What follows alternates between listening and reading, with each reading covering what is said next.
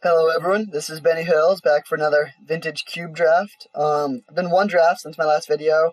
It was a really sweet blue-white artifacts deck. Got both the fairies, Solarian Academy, Mishra's Workshop, Urza, Ugin, so that was pretty sweet, and I should pull off the trophy, so we're now on back-to-back trophy decks with blue-white, so who knows, maybe we'll make it a turkey. I have a couple quick announcements before I start. First of all, I made an Instagram account for my Magic, so it's going to post highlights of really sweet games or really sweet decks. For example, this beauty. This was a really sweet green deck from a while ago. Hard casting turn 5 Emrakul, always a good time. A little Mog for next turn in case this somehow wasn't enough. So that's cool, so definitely give that a follow. I'll also be posting, if I post like a new video or like other general strategy advice. And speaking of general strategy advice, one of the first things I'm going to do on that Instagram account is post a pick order for Vintage Cube. So this is my preliminary list. I still need to make some updates to it, but I think this could be a really valuable thing for a lot of people. And so if you're interested in this or cool screenshots or updates on my videos or just general Magic content, please give that a follow. That is at Benny Hills MTG. So yeah, definitely. I would love it if you give it a follow. It's public. Yeah. Secondly, there's absolutely no obligation for this, but this is my Venmo if anyone is interested. My videos are free. They're going to stay free. I'm not being compensated for this at all. And so if you have a couple extra bucks and you think this benefits you in some way or you want to encourage me to keep producing more content, I would really appreciate it if you could toss a couple bucks or 69 cents or something that way. Yeah. So without further ado, we'll hop on in. And one other thing, I've never really done stipulation drafts before. I basically just draft to get trophies and do well. And I do think that is my strength. And so I think my guess is that a lot of you are watching this because you want to learn how to draft as well as you can. But that being said, if you do think it'd be cool if I did a stipulation draft or two, I'm open to that. So comment if you think that'd be great, and also comment any stipulation that you think would be fun. I'm not super experienced with that, but I'm sure we could make something happen. All right, here we are. Not the best pack. We have no power and no truly broken cards. It's really a two-way toss-up here between Azorius Signet and Treachery. This is a good Signet. It's any blue Signet is pretty good, although in my opinion, Simic Signet is quite a bit worse since that color combination already has access to better ramp. And then there's Treachery. Which there's a couple mind control effects in this cube, and I do think they're pretty good. There's some matchups where they're just incredible. And Treachery is by far the best of the bunch. I mean, it's even good in Storm with High Tide, and it's just a really good reanimator or really good interactive card. It's incredible if you have other good 5-drops. If you can just go Treachery into Teferi, plus draw a card, untap lands, and that's just a massive swing. So definitely good if you have sources to use for the mana. I think I like Treachery a little bit more. Signets are good. They're mana fixing. They're cheap, but Treachery is just really powerful. Okay, Demonic Tutor is really good. This card is just so good. It's the ultimate cantrip. Basically, all cantrips want to be a Demonic Tutor. Super cheap. It's very flexible. There's no restrictions whatsoever. No downside of losing life or anything. It's not an instant, but that's fine. You get the card in your hand immediately, which can be good. There's also Breeding Pool, which is, in my opinion, the best, or the blue-red and blue-green are the two best dual lands. I think blue-red is better than blue-green as a color combination, but blue-green is good because you really, you need to have a land that counts as an island in a forest, because you have stuff like Arbor Elf, Nissa, Utopia Sprawl, that care about, or Raphelos, they care about the number of forests you control. Also, Force of Negation, really good interactive card, but I think that's a little bit weaker than one of these two. I think I like taking the Tutor here. It's just a pretty broken card, and blue-black is a pretty strong... Oh, whoops. Blue-black is a pretty strong color combination. We'll see. We could regret that if we get a lot of sweet blue-green stuff, but yeah. Okay, good black stuff. Dark Ritual is good in Storm and in just slow decks, good in Reanimator. Murderous Rudder I love. This card wheels more often than it should, honestly. Pretty much any deck that's not a hardcore combo deck is relying somewhat on Planeswalkers. So there's a great form of interaction that's also like, I mean, a 2/3 lifelinker can be really good in some matchups. Phyrexian is a pretty good black card, but blue-black is the worst color combination for it because blue can already supply a lot of card draw. This is really at its best when you're missing card draw. And then this is one of the best reanimator targets, but Menleak is great. Just cheap, powerful interaction. Good against pretty much anything. So, yeah, we'll take this. Maybe try and wheel the Murderous Rider. Wow, okay. This is a great pack. Derogatory Speaker is the best mana accelerant for 1 mana. So if we had taken Breeding Pool, we probably would go with that. Inquisition is another really powerful, cheap, interactive card. And then there's Consecrated Sphinx and Ponder, which are both great blue card draw cards. Ponder is cheap, and in general, taking cheap cards is good, but I think I'm actually leaning towards the Sphinx here. This is just probably the best, like, mid-range card that you can play. I mean, I guess 6 mana is maybe a bit above mid-range, but, like, it just draws you so many cards, and it, like, really fuels stuff like Force, if we could somehow wield that, or Chrome Mox, and, it's also very good if we end up in a sort of, backdoor into Reanimator deck, or, like, even if we're not baseline Reanimators, end up with a couple random Reanimator cards. If you can get this done very early, it will take over the game, so really sad to be passing Ponder, sad to be passing Inquisition, but we'll take a Consecrated Sphinx. Okay, really interesting pack here. Frantic Search is great if we do end up in Reanimator. Just amazing there. Spell Pierce is great interaction. Pretty simple, but very good. And then there's a Tar Pit, which, like, I mean, we're not committed to black. We only have 1 black card, but we have been seeing some good black stuff. And this is maybe the best dual land. It's, like, very cheap, or the best man land, rather. I think I'm leaning towards the Tar Pit here. I'm a big fan of man lands, especially in blue decks. Definitely a bummer to pass these cards, but I think we're going to take this. Yeah, we'll do that. Okay, we'll take a Vampiric Tutor here. We already have a Demonic Tutor, but I do think this lends itself well just towards combo if we do end up in that. And this just means we can really prioritize stuff that, like, if there's a card, like, that you need multiple copies of to be most effective, like an Entomb, having access to 2 tutors and essentially 3 copies, therefore, is pretty nice. Okay, we'll take a Grave Titan. This is another just, like, I like this card a lot in Reanimator because it's very hard castable, but also game ending if you get it early. It's in our colors. Just a pretty strong card, so we'll take this pretty happily. This is the Titan pack, and I do like Inferno Titan a lot, too. I'm not sure which one I think is better. It's pretty close, but if we're playing black, which I do think we're going to be doing, then Grave Titan is obviously what we want. Oh, wow. Okay, that is awesome. Hallowed Fountain, so, like, I do love this card a lot. I think Esper is a good combination. We could get, like, a Fractured Identity or something. Also Duress, which is a pretty good piece of interaction. It's not the best. It will whiff sometimes, but I think it's better in Vintage Cube than in any other cube, but pretty easy Recurring Nightmare here. We don't really have set up for it right now, but it's awesome with Grave Titan. It's just, like, it's also at its best in sort of more, like, mid-range or controlling decks rather than the super linear decks. Like, we're not trying to reanimate something on turn 2. We're trying to control the board and then just, like, sort of eke out value. So there's that. Could take a 3rd tutor. Could also take a Corpse Dance. Corpse Dance is definitely bad with Consecrated Sphinx. I mean, you can upkeep it and use it as a weird divination. But it is really good with, like, Emrakul, and given that we do have multiple tutors, that could be a powerful direction. I think Repeal is a fine piece of interaction, but it's not particularly strong. It's good against tokens, and then I don't think Talisman is not great when we already have 2 other tutors. I think we're going to take Corpse Dance. Repeal would almost definitely make the cut, and this probably won't, but there is a world where this becomes amazing if we, like, slam Emrakul first pick next pack or something, so we'll take Show and Tell. It gets a lot of hate, and justifiably so. Like, it is really bad in a lot of matchups, but, like, against mono red, you can just play this on turn 3, put into play Grave Titan, and, they put in what? Like, Young Pyromancer and just lose. So definitely do not want to main deck this. If we get multiple Eldrazi, we could, but ooh, okay. All the black cards wheel. That's a good sign for being in black.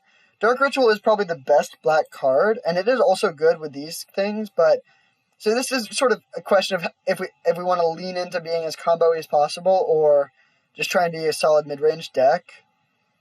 We do have multiple tutors, which is good with the combo, but I think I like taking the Murderous Rider. Like, Inquisition is obviously the pick here. That's great. Like, when you're playing blue, you don't really need to be super linear, and, like, it is nice to just turn for a Consecrated Sphinx for sure, but, like, I think this is a really, really good piece of interaction, and I think this is going to end up being a deck. I mean, unless we get Emrakul. If we get Emrakul, we'll regret that pick, but, ooh, this is tough. Really, really strong pack all around. Noble Hierarch is the only competition with Draga Tree Speaker for best 1-drop. Manivault is a broken card. Oko is probably the best Planeswalker ever printed. Griselbrand is by far the best Reanimator target.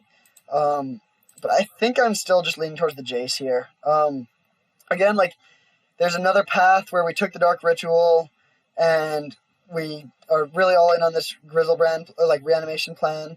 But Jace is just super, super good. And in general, like, linear combo decks can be good, but I think, like, having a good plan B is really important, and Jace is just so good for that. So I think we're going to take the Jace. There's also a slim chance the Griselbrand wheels. Black is definitely very open. So we'll take this. Like, we also have no discard outlets. We do have tutors, but, like, just tutoring for Jace will win a lot of games. That is close, though. Definitely a tough pick. And I would not fault someone for wanting to lean into the combo and go in Griselbrand, which is definitely the best reanimation target.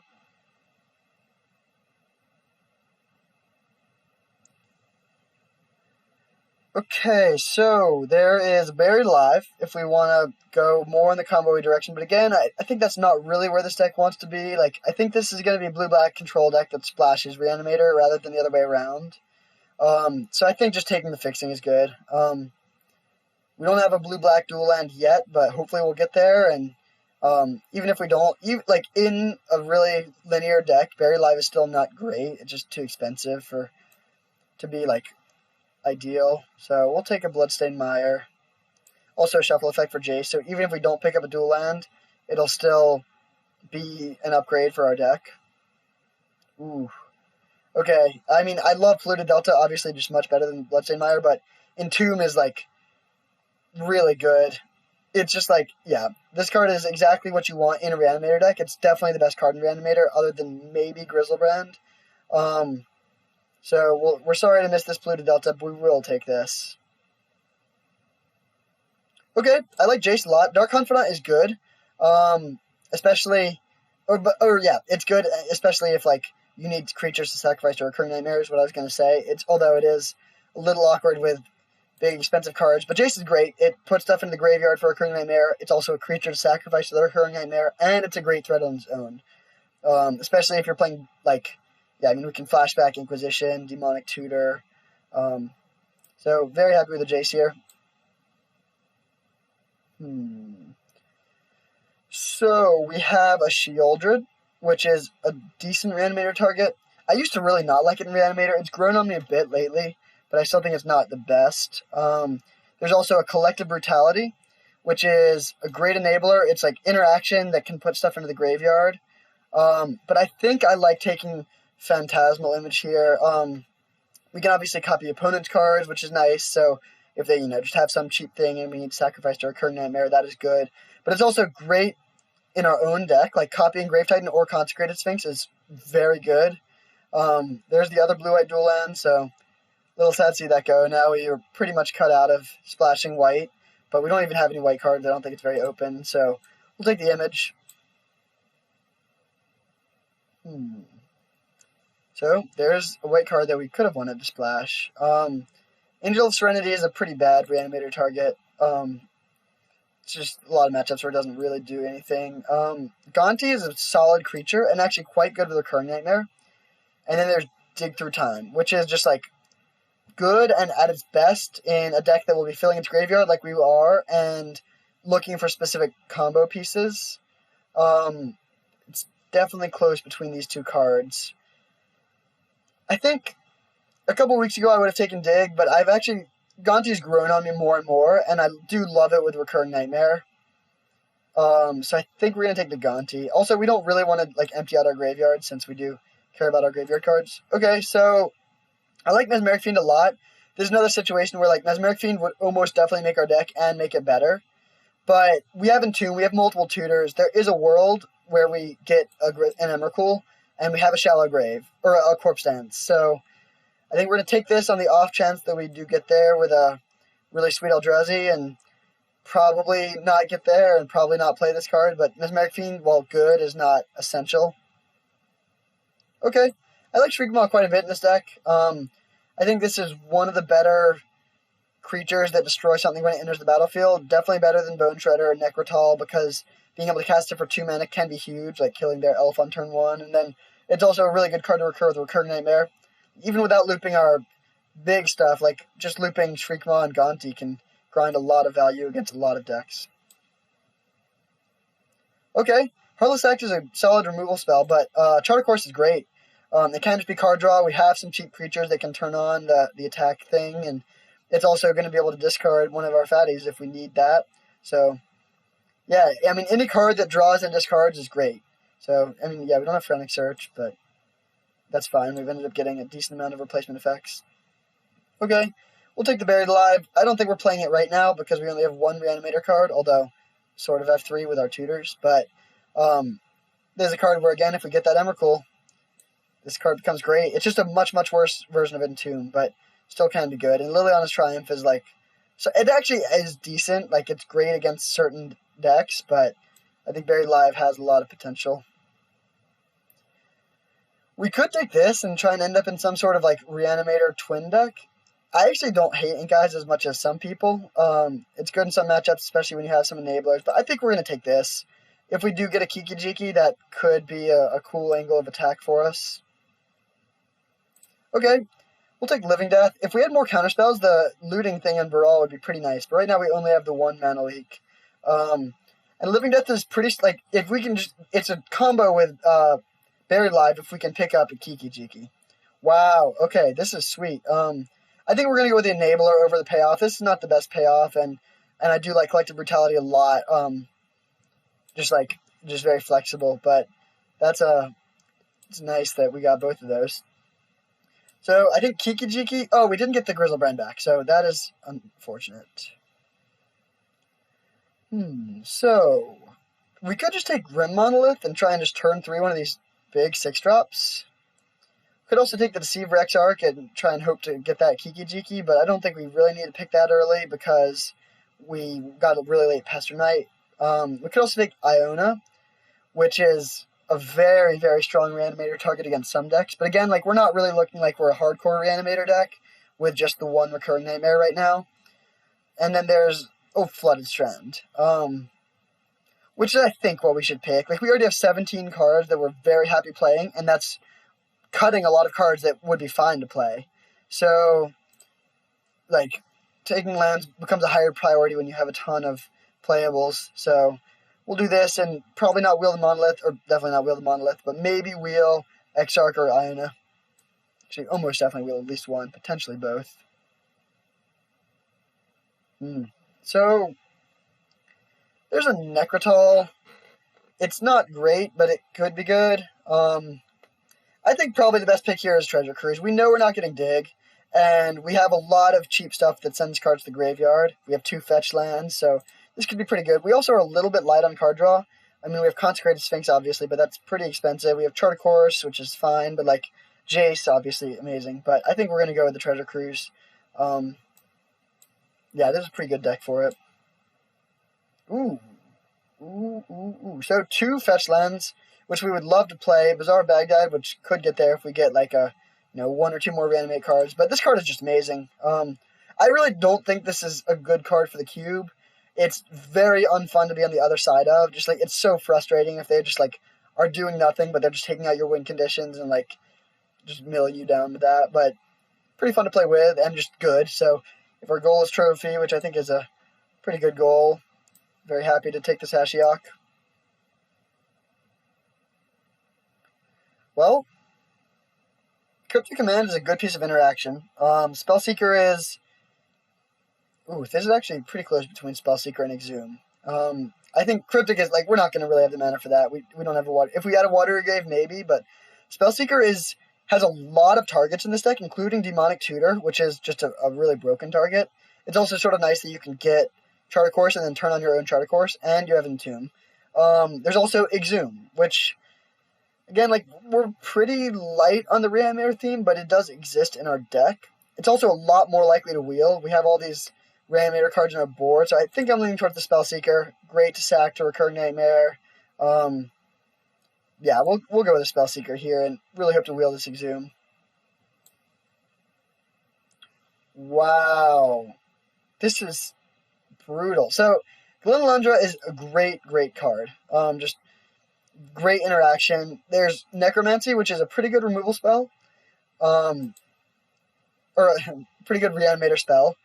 But I love the Scarab God. I think this card is just so busted. There's some decks that it can just literally never kill it. And if they can't go under it or kill it, the Scarab God will win the game, no matter what. And it's also surprisingly good in our own deck because we have a lot of these sort of cheap cards like Spellseeker and Gonti that are like really good into the battlefield effects and not great bodies, and they become way better if they become 4/4s. So I think we're going to take the Scarab God. We're definitely not going to wheel Glen, but we could maybe wheel the Necromancy. Okay, like here's something that we can Shallow Grave, but I think it's not quite good enough to justify that. I mean, Annihilator 4 is fine, but we have no other cards that it's super good with. I mean, I guess Shallow Grave is fine with Grave Titan, but I think that's not going to be great for us. Bolus's Citadel is a good sideboard card just in matchups where they're not pressuring your life total and you can just grind. We could also just take a Overgrown Tomb, which could maybe be good. I guess we'll take the Ulamog. If we somehow got like a Kozilek next pack, we could maybe bring in this package, and it's also a good sideboard card against Storm, and we don't have any other sideboard cards against Storm. Okay.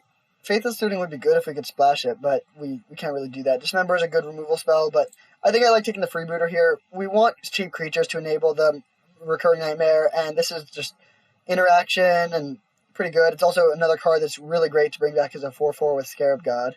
So we'll take this over Dismember or any of the other cards.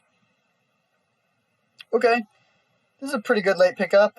We don't have any top-end cards that, like, sweep creatures away very well. I think it's nice to have, like, at least one of Massacre Worm, Elish Norn, Dragonlord Atarka, those sorts of things.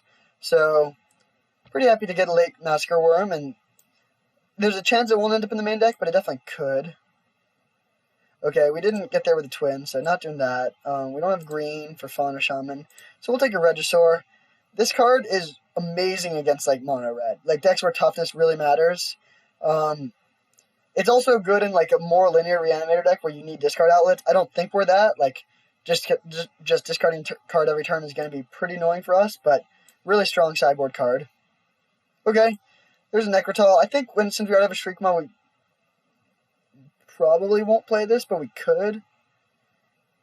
Actually, it's close between that and Massacre Worm. We're definitely taking this. None of the other... I mean, Yorion... Actually, is Yorion good in this deck? Hold up. It's good with Kai'Sa Freebooter, good with Phantasmal Image, good with Spellseeker. I think... No, I think we should still take this. This is like... There's some matchups where that's going to be incredible. Ooh, okay, Ophiomancer? I don't think we're a Bizarre deck. We could be a Gifts deck. I think I like taking the Ophiomancer.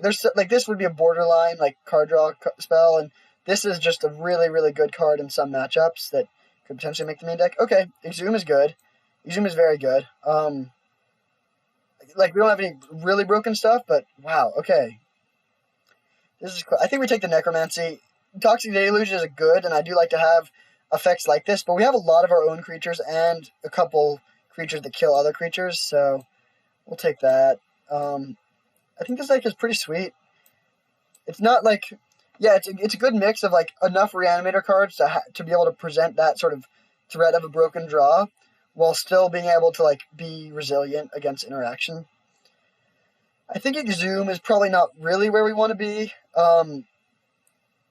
Like, we're going to be killing and countering our opponent's cards, so, like, we'll side it in against decks that don't have good creatures, but we don't want to like counter their bomb and then exhume and give them back their bomb. I think we'll cut Massacre Worm for now. There's a lot of matchups where this just doesn't do that much. Yeah, and then let's see. Ophiomancer is maybe Ophiomancer and Necrotal are both decent, but I do like all these cards quite a bit. Like all these 1 minute, like with 2 Reanimator cards and Recurring Nightmare and Necromancy, and then 2 tutors. I think we have enough stuff that we do want the Entomb. We virtually have 3 Entombs and 4 Reanimator card effects. So that's the power of tutors, A, and B, just like I think we do want that engine. All these 2s are pretty sick. They're either good interaction or help us advance our own plan. 3s also, yeah, I don't really want to cut any of these cards, so I think we're just going to run this. And this is cool because like we'll have some games where we go like Inquisition into Brutality discard, Grave Titan into Necromancy, and like sort of play out that game. There'll also be some games where we go Inquisition into Mana Leak into Ashiok into Jace, and we just have a really good control plan. Definitely a bummer that we didn't get anything that lets these fetch lands be dual lands, but we don't have super strict color requirements. We do have 1 dual land, and we obviously still want to play these for the sake of our Jace and Treasure Cruise, so I think this deck is pretty good. I think that also seems reasonable, just 9 sources of each color.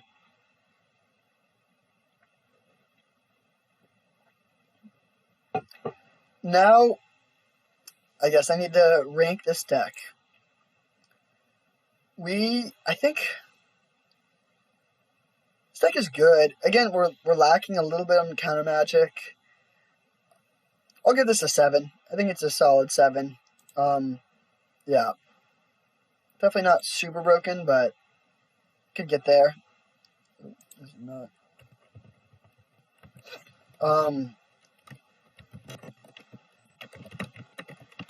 So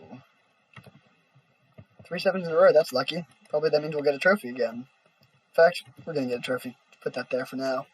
And our first pick was... What was our first pick?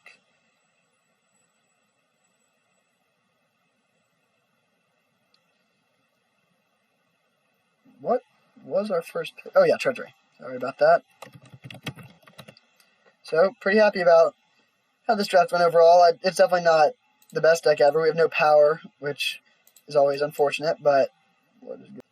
Yeah, we'll run this. I think this seems pretty reasonable. And like, yeah, Necromancy, the other nice thing about Necromancy is it's just a decent value play. Like, you can just Necromancy your own Gonti and, you know, save a mana and do some stuff. You can Necromancy their thing if you make them discard it. I do wish we had a Thoughtseize. It's pretty sick if you can go Thoughtseize into, like, animate your own thing that we just took. But, yeah, biggest things these are missing. I wish we had Thoughtseize. I wish we had more counter magic. I wish we had a bit more card draw. It'd be nice to have a Grizzlebrand or, like, one more sort of top-end threat. But we do have decent win conditions, and the Scarab God is just awesome. It's like a win condition that also is a Reanimator card.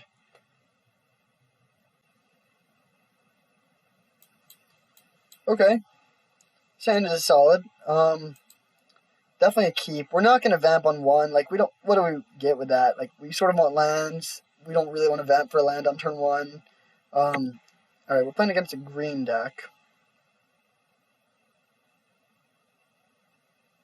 I guess we will lead on a swamp. There's no situation where we need double blue on turn 2. And, like, if they play Rofella... Like, I don't know. There's some worlds where we would need to do this. Okay, Grim Monolith is a little scary. But we do have Mana Leak, so hopefully we can leak whatever they are ramping out here. Okay, that's... Unfortunately, we still haven't hit a land, making me sort of wish we had vamped for a land, but I think this is fine. So hopefully we can just Mana Leak something here, and then we draw a land. This is what makes counter magic so good in this format, because, okay, this didn't happen here, but like often counter magic is just a 2-for-1, because a lot of vintage cube decks really value sort of setting up these big plays. So the question here is if we want to Mana Leak, or vamp for a land. We could just get a Creeping Tar Pit, but that's sort of bad. But then if we don't and miss our land drop, we have to discard a hand size. So I think we actually are going to, like, it's very important to hit this land drop. and like we do have a value land to get for it. Like it's at least a little better than getting a basic. So definitely not going to copy this elves. Like I actually could imagine us doing that at a later time, but right now we definitely want to hold up Mana Leak. Obviously not the best use of Vampiric Tutor. That was, they won that exchange even though they didn't do anything. But like having not drawn lands for the first 2 turns, I think that was necessary, unfortunately. Okay, see, like here, this Mana Leak is basically trading with a Grim Monolith. Like, I mean, I guess Grim Monolith is still around and they can still do stuff with it, but like, they invested a lot in this Avenger of Zendikar. And so to be able to trade with that for 2 mana is just such an amazing trade for us. Land, land, land. Bummer. Okay, so we could Murderous Rider the Elves, but I don't think we really need to do that. I think we're just going to Spellseeker and probably just get a Charter Course.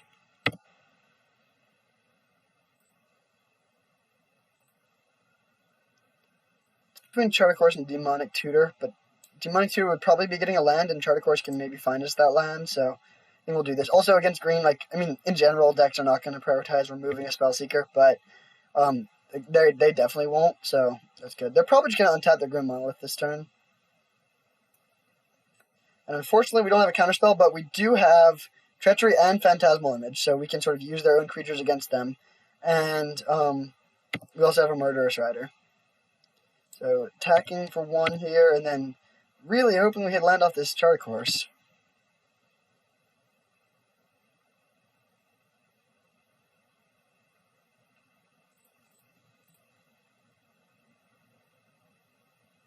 Okay. Got the land. So, we have a lot of options here. We could Shriekmaw their elves, but they're already going to be untapping the Grim Monolith, so they'll have at least 7 mana. I don't think that's really necessary. We could just Entomb for something, but we don't have a way to reanimate it, so that doesn't seem like it accomplishes a whole lot. And we could Phantasmal Image either creature. There's actually arguments for either creature. Actually, I think we... Oh, man. I wish we had a Reanimate. If we could just Phantasmal Image, search for that, and then Entomb Reanimate, that would be pretty strong. I guess we could just Phantasmal Image, copy our Spellseeker, and get a Demonic Tutor. And then Tutor for a Recurring Nightmare and get that engine going. Or, I think we do want to use our mana here. I think I'm going to go with a Phantasmal Image, copy Spellseeker. Like, we do want mana, so there's an argument copying this, and it even gives one of our colors, but, like, I think having a Demonic Tutor is better than having a mana source. Like, we can just Demonic Tutor for land if we really need to. So, yeah, we'll get that Tutor. Obviously, there's some argument, too, to saving this to copy whatever they play, but given that we already have a Treachery, I think that's not too necessary. Oh, interesting. Oh, okay. Yeah, sure. So, they have a lot of mana now. They could do something really scary. Hopefully, they don't do something that we can't beat with Treachery and Murderous Rider. Okay.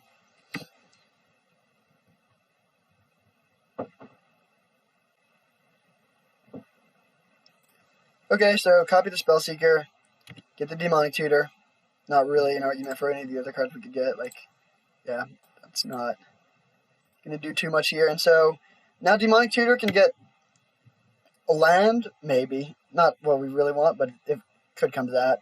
It can get a reanimation thing. It could get a big card just to hard cast. It could get an Ashiok. We could just go, if they don't do anything that scary, we might just go Demonic Tutor for Ashiok if we draw land. Yeah, lots of options here.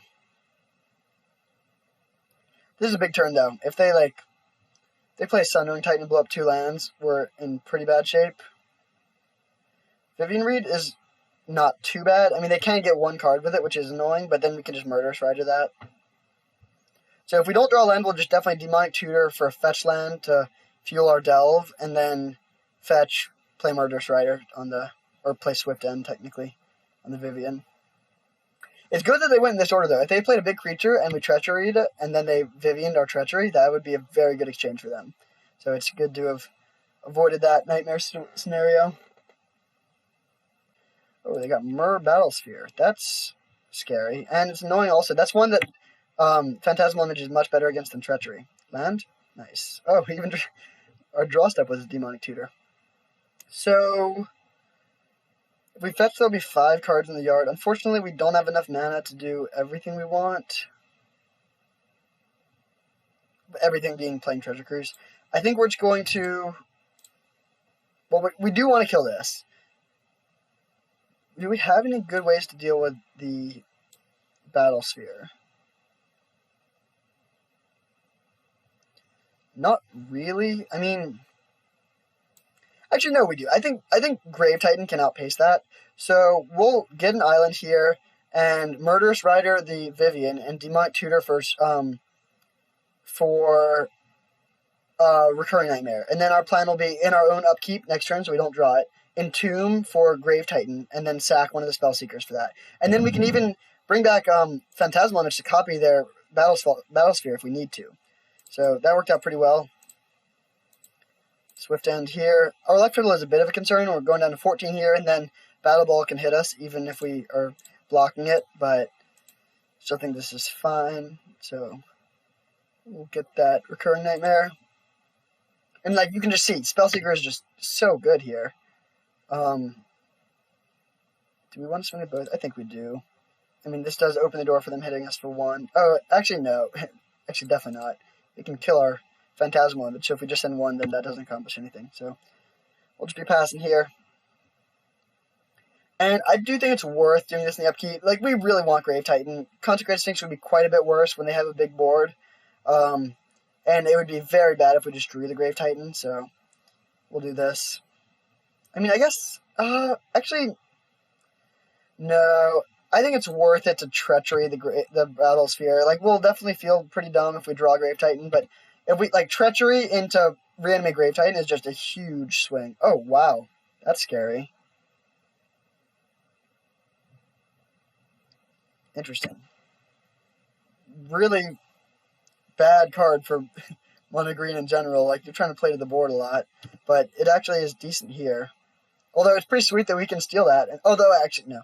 I was going to say it's nice that they can blow out the world and then we can still have our Battle Ball, but they'll kill our Treachery, so that would not work out well. Don't draw Grave Titan. Nice.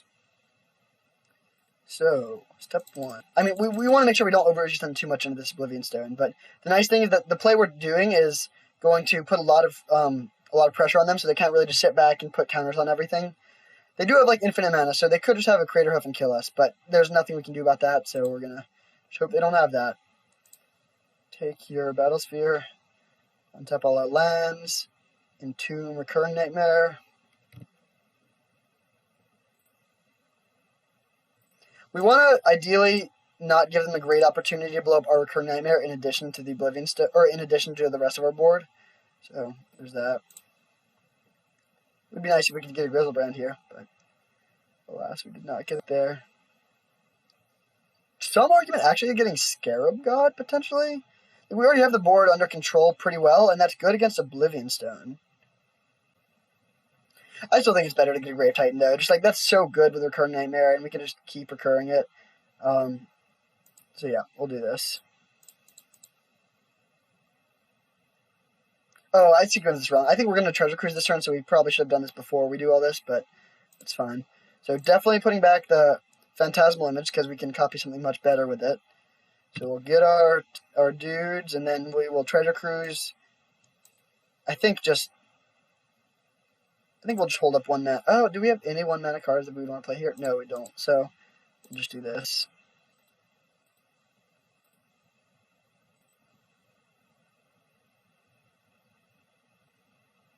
So again, yeah, we're dead to a Crater Hoof.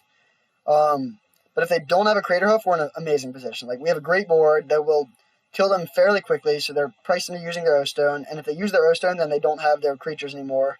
It also cuts them off of mana a lot, since they have the Guy's Cradle. Obviously, triple land was not really what we wanted there, but that's fine. I mean, at least now we're not going to spend 3 draw steps drawing lands. We have this Jace coming up in a bit, so This is really, it's just Crater Hoof. Like, no card other than Crater Hoof would really kill us here. They have 5, 6, 7, 8, 9, 10 mana. I guess, like, Ugin would be good. Or Ulamog, rather. Or Ugin. But I think we're in a pretty good position. There's a very small number of cards in the entire cube that they could have. And they need to both have the card in their deck and in their hand. Both of which are not sure likely. Okay, yeah, this is fine.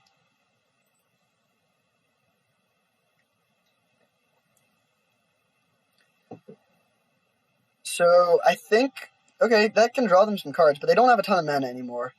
I think our play is probably going to be just cast Murderous Rider and then get back Phantasmal Image, copy their Mer Battlesphere.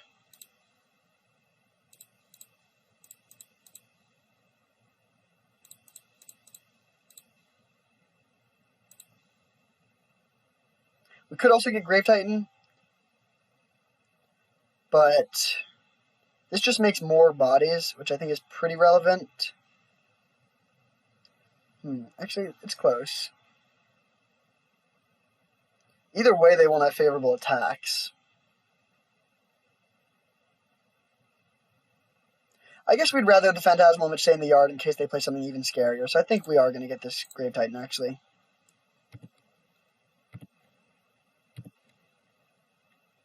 Like, now we can Phantasmal Image our own Grave Titan if we want, or their Battlesphere, or whatever they get if they get something else. So that's good. And now Crater Hoof is not going to be as near. I mean, they can't even cast it. They're not that close. They only have 5 mana, actually.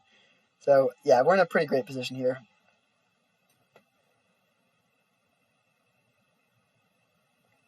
Okay, I mean, that's scary. I don't know what they have, but whatever they have in their hand now. But again, like, their deck is just so much less scary when they don't have a bunch of creatures to make this Guy's Cradle incredible. Our best draw now would definitely be Scarab God, if we could just reanimate, or, like, copy their Avenger of Zendikar. It would be really scary if they got, like, a Deranged Hermit, because that would both give them mana with a Cradle to cast Crater Hoof, and it would make the Crater Hoof lethal through anything we could do. So, that's not great. I think we're just going to attack with just Grave Titan. We could send everything, but then they just eat 1. We get in for 2, and they Mazavith that, so that doesn't accomplish too much. I guess they are fairly low on life, but I still think a zombie is going to be worth more than 2 life.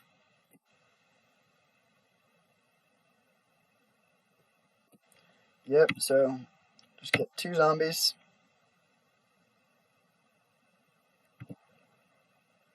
So now this is where Recurring Nightmare is just broken. We have 8 mana, actually, so we can afford a Collective Brutality and use Recurring Nightmare twice. So I think we're going to do that. We'll just do it we'll drain them because we can. We have lands that we don't care about, really. So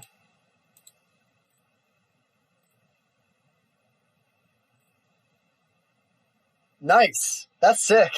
That's actually a really, really good hit. So who knew that Brutality was going to be so good in the mono green matchup? Although I guess they're a little heavier black than I had realized. Yawgmoth is not threatening at all. They can't even cast it. I mean, they couldn't have even cast that, but whatever. So we will get back our Phantasmal Image, sacking our Grave Titan. Copy their Battle Ball. Okay, yeah. They knew it was up. So, got there in game 1. That was slightly long, so I'm going to be a little bit conscious of time, but I think we'll just be able to win the second game here. Green-black. I think they're going to play mostly like a green deck with a couple board sweepers, which is definitely better for us than just mono green. Like, we don't really care about board sweepers.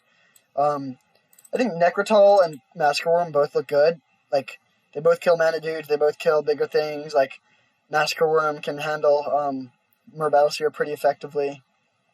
So those are both cards I want. What do we not want?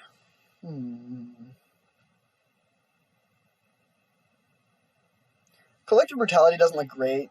I mean, it does kill mana guys, I guess, which is nice, but we're on the draw, so we can't, like, get max value out of killing them. And they probably don't have a ton of instants and sorceries, even though they do have 1. So I think we can cut that. And then Freebooter is not great, like, but they do have some non-creature spells, and I also do think it's important to keep our creature count somewhat high. We really don't want to have Recurring Nightmare, but no way to use it. Vampiric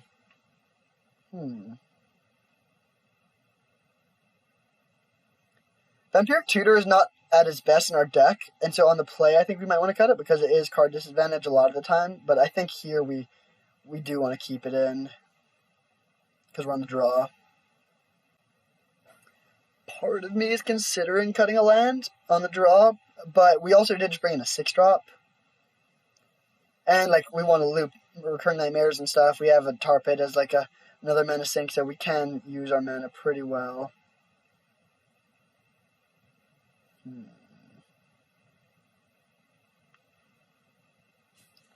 I think we are just going to cut this Freebooter. Like, it's definitely not a bad card, but we have a decent number of 2s already. I think we have a lot of creatures, and like I think it is a solid card in the matchup. Like I would definitely be fine playing it, but all the other cards just seem slightly more important.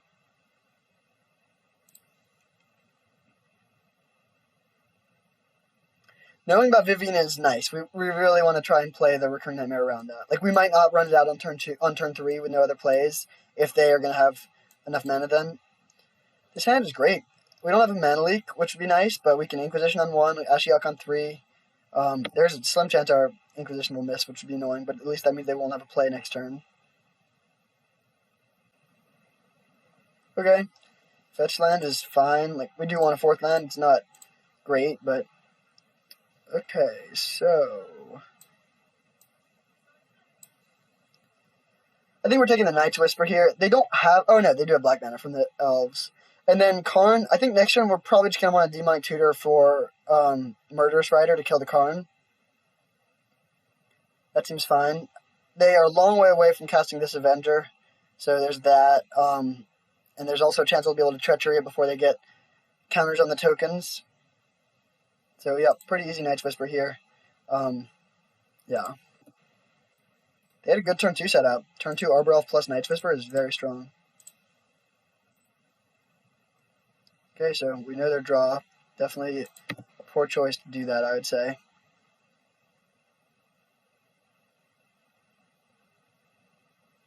I guess they're trying to save a life, but I can't really imagine that mattering. So, yeah, we'll just get that removal spell here. Oh, never mind. I think we're going to hold off on the...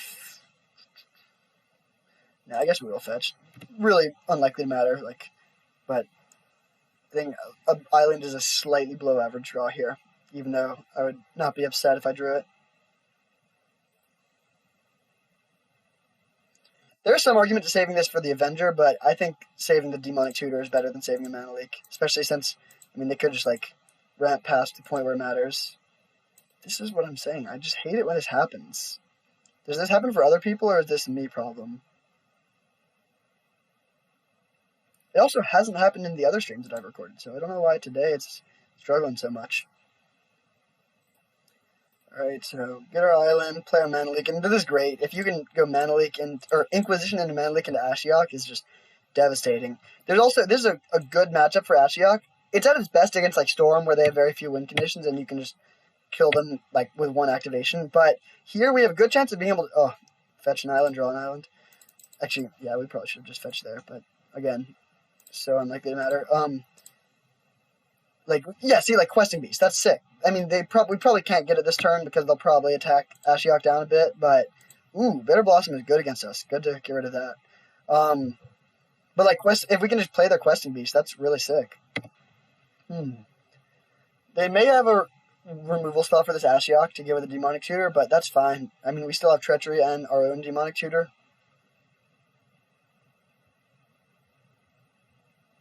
It would be nice if we had one truly broken card to get with our tutors. Like if we had Ancestral or something.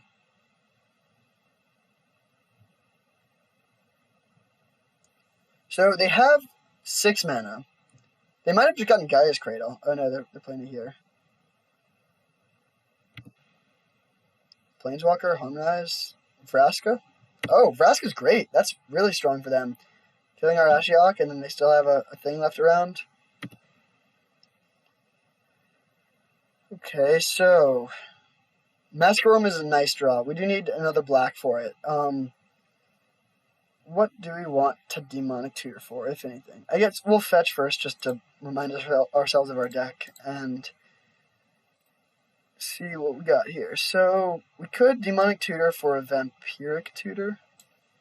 If you don't know that was a joke, that's a little bit unfortunate. I think we might just want to get Jace. They can't Vraska the Jace this turn, and then we can Demonic Tutor again next turn, although then they could just Vraska it after that.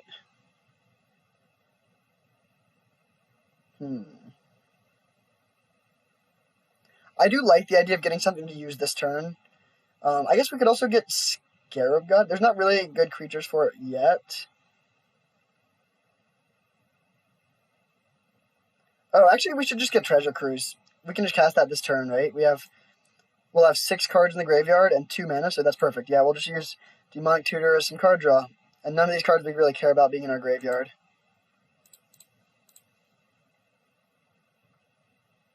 This will help us move towards the Massacre Worm. Could draw us any of the cards we were talking about getting. And like this is, I mean, we could get Murderous Rider for this, but I don't think Vraska's too bad. Although I guess, I mean, they can sacrifice a plant, which is sort of nice if they draw a land. Okay, we drew not great stuff. We're probably going to just go Treachery Jace next turn, and then they can kill their Vraska to kill our Jace, but then the Vraska's off the board, which is nice. And actually, this Massacre Room will hit them for a lot of damage. They have 7 cards, so it'll hit them for 14. There's not really much they can do about that. Or 13, I guess, and they're gaining life, so not quite as good, but still decent. Hopefully we draw a spell.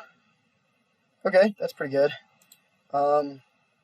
Definitely leading with Treachery. Treachery is just so good against the green decks. They really don't have great... I mean, I guess they could have a way to kill the Treachery, but it's just, 0 mana, 2 for 1, but it's like really more than 2 for 1 because the card they're getting is so important, or card we're getting is so important. So we could hold off on the Charter Course to try and not have to discard, but like we don't really care about these islands, and we sort of want to fill our graveyard for the Jace, so I think we're just going to fire this off now. Okay, definitely discarding an island. And then Vampiric Tutor is a decent draw. I still think we're probably going to be Massacring Worming next turn, but we'll see. They could just kill our Jace here. I don't really know if we want that or not. I think we do want that, because we have so much other gas that just like trading Planeswalker for Planeswalker is a good deal. We can make another Jace with a Scarab God, but that doesn't really work how you want it to, because when you exile the Jace, it does not come back. Okay, so they're just plussing here. So, yeah, the question here is if we want to Vampiric Tutor for an answer to the Vraska, or if we just want to play Massacre Worm next turn. Ooh, dang, they've been drawing pretty well. Yawgmoth's Bargain. Wow. Well, we are going to hit them for 10 this turn. So if they're probably not going to anticipate that. So they might draw themselves low enough that we can just sort of basically burn them out. We'll see. They probably won't have a ton of answers to sorry. Okay. They probably won't have a ton of answers to the Massacre Worm, and like obviously.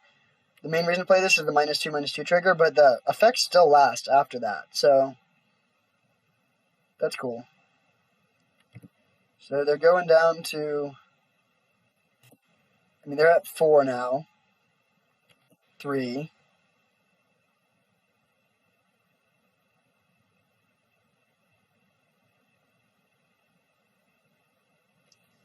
I'm trying to think if we want to vamp here.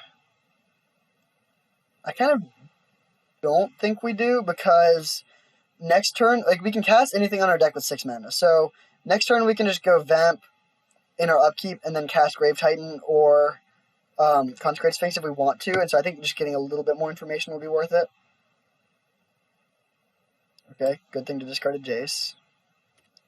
Good thing that we get to level up all our plants. It's only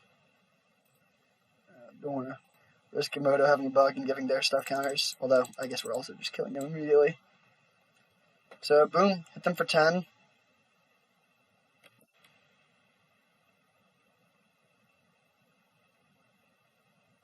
If they didn't have the Maze of It, they would just be dead, but they do. It's a little bit unfortunate that they can just sack this Yawgmoth's bargain now and gain the life, but I still think we're in a pretty solid position here.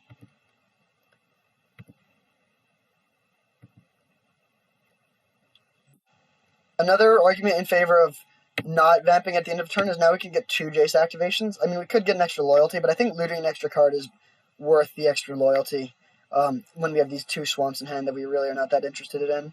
So there's that. I mean, they have 7 cards and a decent amount of mana, so we're definitely not. It's definitely not over, but I do think we're favored from this position. Like, we have 2 lethal attackers. If we kill any of their creatures, they take 2. We have a Vampiric Tutor, so we can get whatever we want. Okay, so they're just going to kill that. That's fine. We'll loot in response. Tarpit's fine. I guess it's knowing they can Maze it with it, but still. It is semi-relevant that they're not gaining any more life here. They would have been 1 if they hadn't gained the life from the 2 Vraska activations they've had thus far, or the 2 pluses. This Vraska's been sweet, though. Killed Jace, killed Ashiok, sacked 2 plants that weren't doing anything. Fiend Artisan. That's sort of big.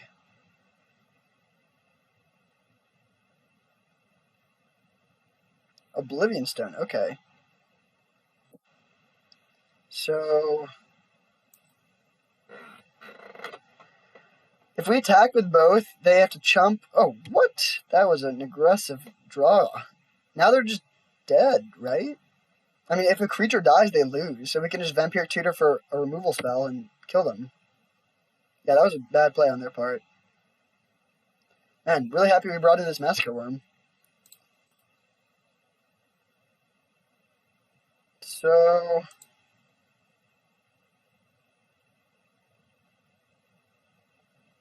yeah, I can't really imagine a way we lose if we just get this Murderous Rider.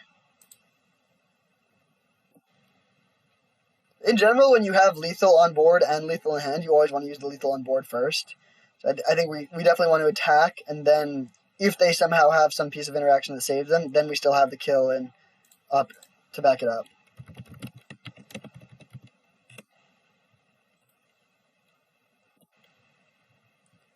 Definitely will put our +1 counters on our plants this time too. Always good to see opponents thinking you have a good deck. Thank you, what up? I appreciate that a lot. And in the probably somewhat unlikely event that you ever watch this video, just know that I think you're cool and I think you have a pretty cool deck.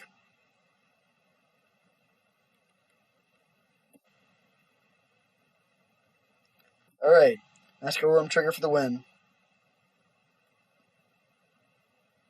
Conceding with the trigger on the stack. That's fair. Alright, can't argue with that start. 2-0.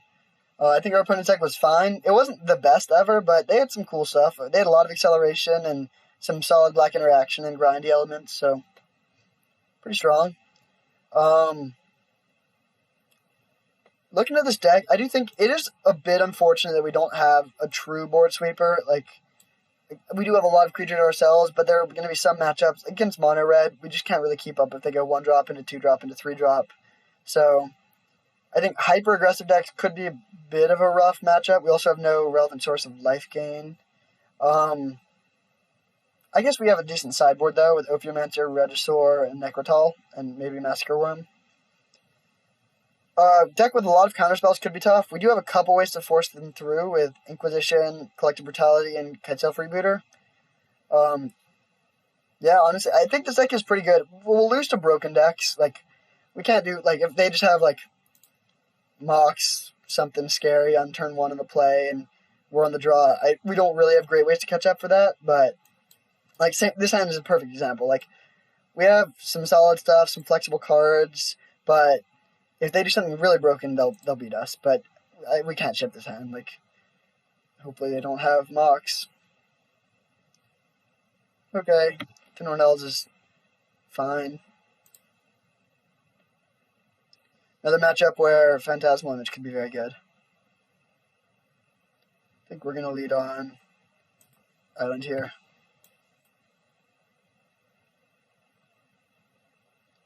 In general, the more counter magic I have, not in my hand, the more I like leading, or the less I like leading an island. Like, playing this island will make them think we have more counter magic than we do, I bet. And that's a slight gain if we can get them to play around stuff that we don't have. So, now we can Demonic Tutor, or we can Phantasmal Image this, or we can pass. I don't think we want to Phantasmal Image this. We could, like, Demonic Tutor for Ashiok, but there's some ways where we just get really punished for that. Like, if they just go Questing Beasts, then Ashiok looks super bad. And we don't have any cards that are just, like, generically good enough that we want them no matter what they do. So I think we're just going to play Flooded Strand Go, and bluff a counterspell. Okay.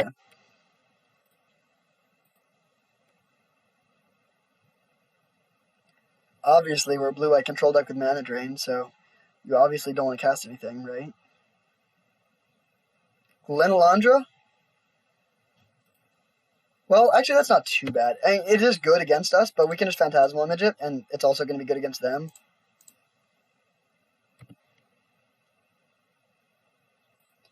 So we'll get that Swamp into play now and copy their Glen. Really happy that we did not copy that Finhorn Elves last turn. And if they attack, I think we're fine with trading them.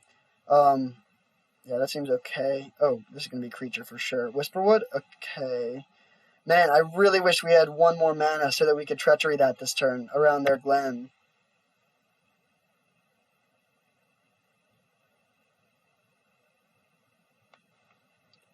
Yeah, that just doesn't do that much here. Whisperwood pressures it very well. I wish I had like a 2-mana removal spell to get, but we don't. I mean, we could just... Oh, yeah, this is rough. This is very rough. What's the best thing to Demonic Tutor for? I do think we want to Demonic Tutor this turn. So I think I'm just going to cast that, and then we can look at our deck and see. Oh, no. I'm already down to 22.5 minutes. Ah, this is just so brutal. Okay, so Demonic Tutor.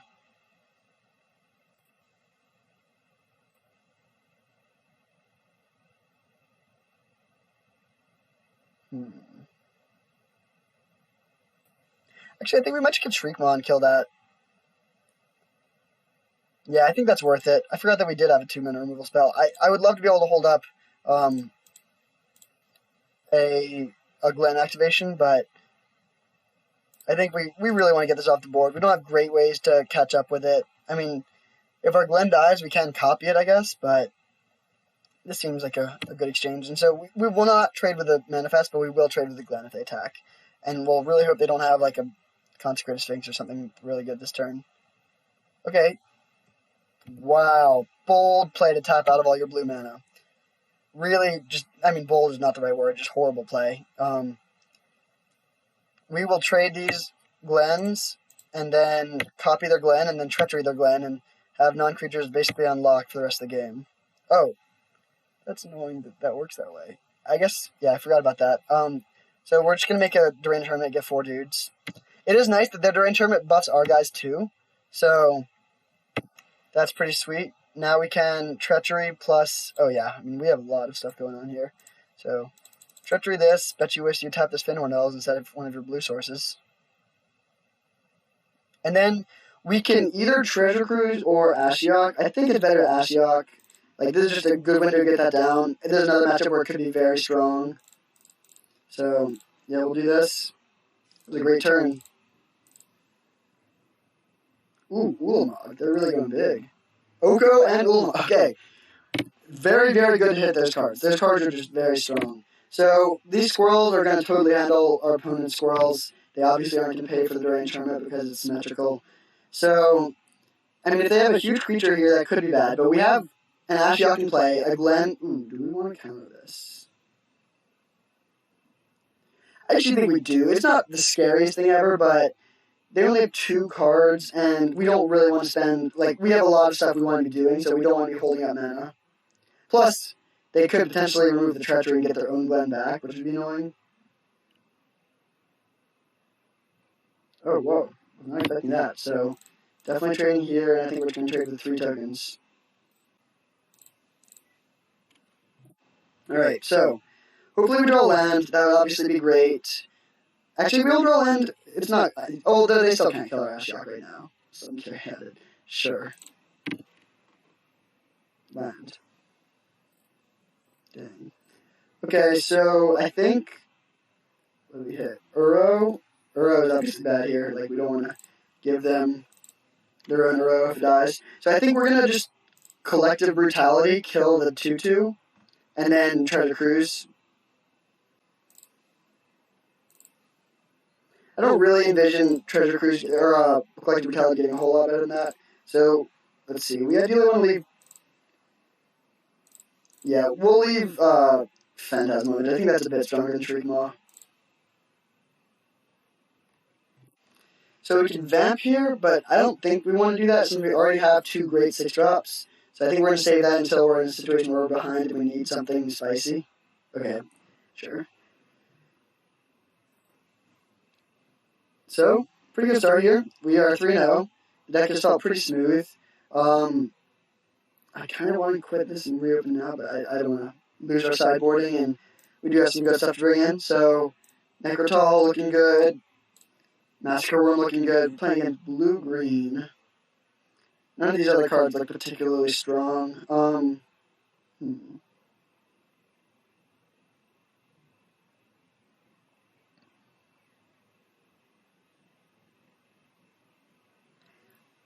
I kind of think we're just going to do the same sideboard plan again.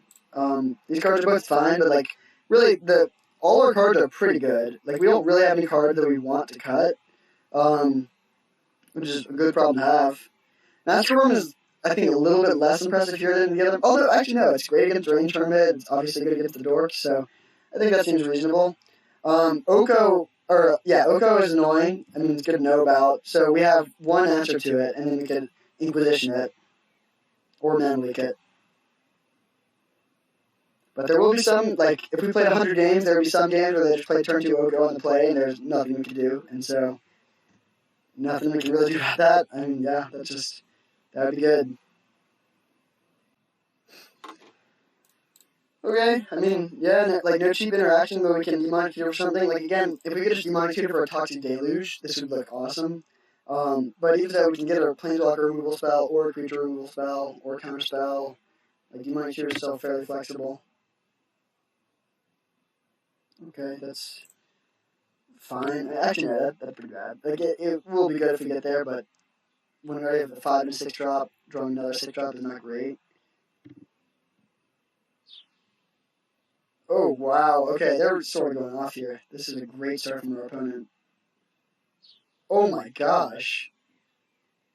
That's unbelievable. Wow. So, yeah, I mean, we're definitely going to lose this game now. Like, we'll get our thing, our Hero's Downfall effect.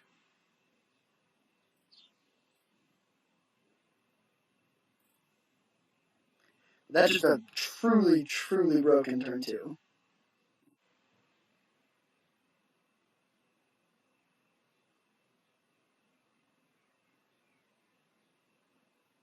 Wow, yeah, they're just going to town right now. I mean, props to your opponent, they can have their fun. Like, we honestly could consider continuing right now. I'll let them do their thing. Like, I'm sure they're having a good time over there, but, oh. I mean, yeah, so we go to 15. I mean, if we kill that, we go to 13. Then, on their turn, we take 7, 8, 9, 10. Go to 3. I mean, yeah, there's a 100% chance we lose at this point. So, I guess there's a slight benefit in not showing them the Murder Strider. Or I guess we'll just maybe try and get a slight bit more information. Elves. Wow. Okay, they have a lot of 1-drops. I think our opponent's deck is awesome, actually.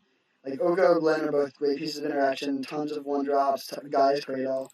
So, hopefully we don't have that draw. I really don't think there's much. I guess we could bring in, on the play, these 2 cards look a lot better again, because you can kill a 1-drop before they get mana from it, and we can Freebooter and Oko.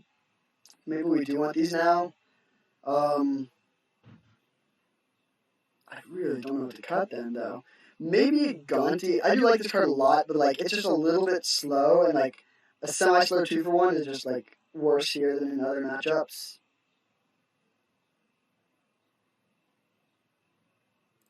And then this is a cowardly move, but I'm just gonna run 41. I mean, it's also a power move. It's sort of both, but yeah, we'll see. Okay, no black mana, which is obviously bad, and a lot of black mana requirements, but I do think Phantasmal Images and Spellseeker are pretty good, and like we have a decent amount of black sources, so we'll run this. We'll lose their best draw. Like nothing we do can beat their best draw. Like, yeah, I cannot believe how good their last turn was. Okay, yeah, actually that's pretty sweet. I think we will just Phantasmal Image that and get our black. If they have Oko this turn to kill our elves, like, yeah, like you win. Good job. You played turn 2 Oko. Very skillful. Brutal. That's truly brutal.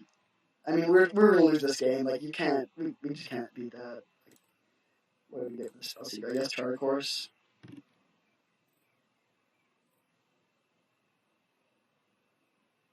But like, yeah, this Oko is gonna run away the game for sure. Their deck is built very well for turn 2 Oko with all their 1-drops. They also have pretty good fixing, it seems like.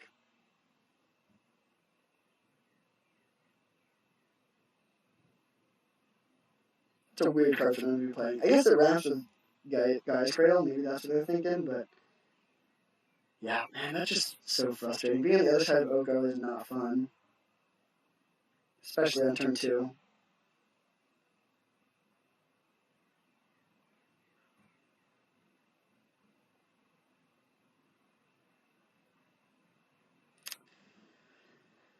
Okay, I mean, yeah, we'll do our attack, whatever. Obviously they're blocking this, but we just want to draw cards with Charter Course. Nice.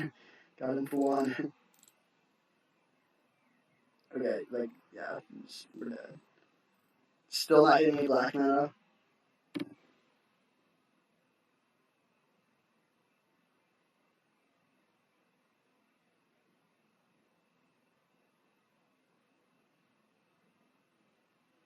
Yeah, I mean, if we hadn't entered the Oko, they don't really have a ton going on, but hopefully they flip our Jace for us. But, like, yeah, I mean, well, Swamp now, but we don't even have any cards we can really play with that. Like, I guess we'll cast Ashiok.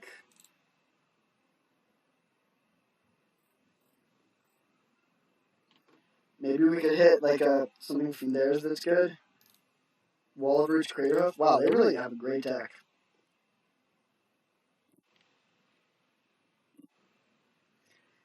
I'm pretty surprised they didn't counter this. I mean, like, what card were they worried that we would have?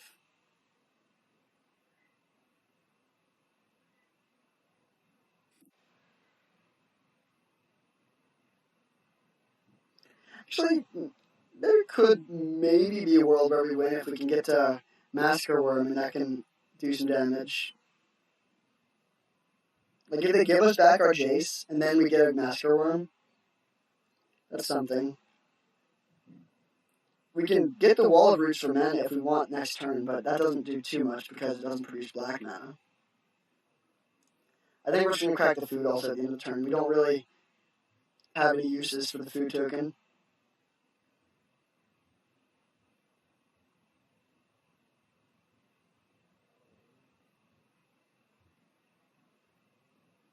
If they play no spells for the rest of the game and are a little bit stupid with their Oko and Glenn, there's a slim chance we win. If they play literally anything, like if they're thinking about playing around a counterspell and then they just jam something, I cannot think of a single card other than a Mendork that we could beat here. But, oh, okay, that's, I mean, yeah, they make the food, sure.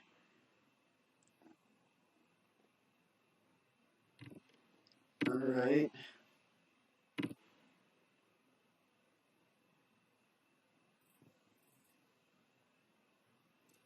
So we'd love to be able to treachery something, but that will not happen. We need a black mana immediately. Oh, actually, no, that's good. That's really good.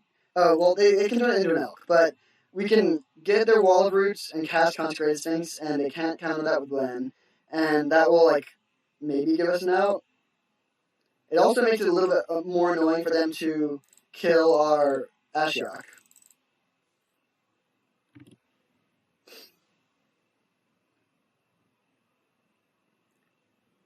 So we'll draw 2 cards again. We really need a swamp. Like, if we drew... But, like, yeah, if we draw some swamps, maybe. And then, yeah, again, if they try and flip the Jace, we'll get it. Like, I don't know if anyone did know that, but that will happen. And so, hopefully they don't realize that. But I don't think they would have stolen it with... Oh, also, we would draw 2 cards with Consecrated Sphinx. Although, they'll probably elk this first. Are you kidding me? Another island, but not black mana?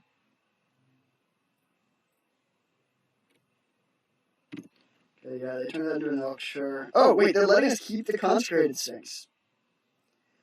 Mistakes have been made on the part of our opponent. If you can blow a turn 2 Oko against our deck, which doesn't really... Like, Oko into Glen, that's a pretty impressive accomplishment. So, obviously, plussing here, see what we hit. Lotus Cobra, yeah, Melder, Breeding Pool, nice. Obviously, just brutal that we still have not hit a Black Source. I don't think playing Freebooter does much. We might just jam this Treasure Cruise into a counterspell. I kind of think we need to do that, unfortunately.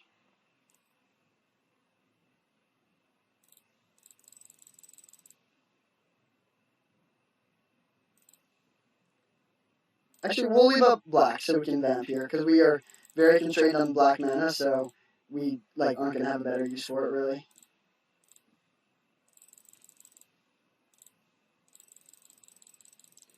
They're definitely going to counter this, I'd imagine. If they don't, that would be ridiculous. Yep, so they do that. But we're at 20, and if we can fight through this Glen, then we have a removal spell for the Oko. That would be unbelievable if we won this game. I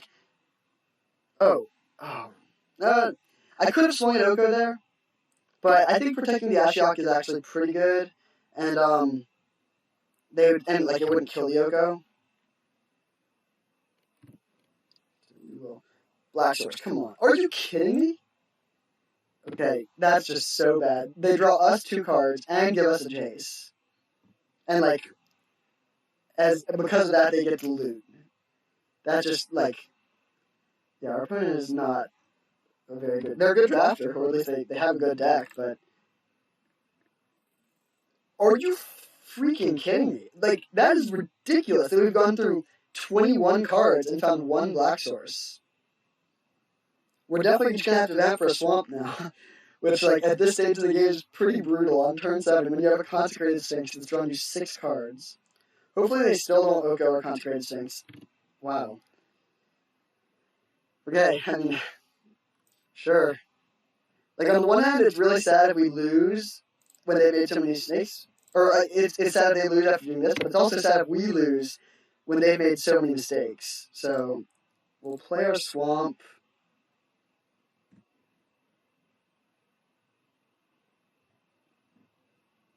I think we're just going to treachery this. They'll counter that for sure. And then murder Strider the Oko.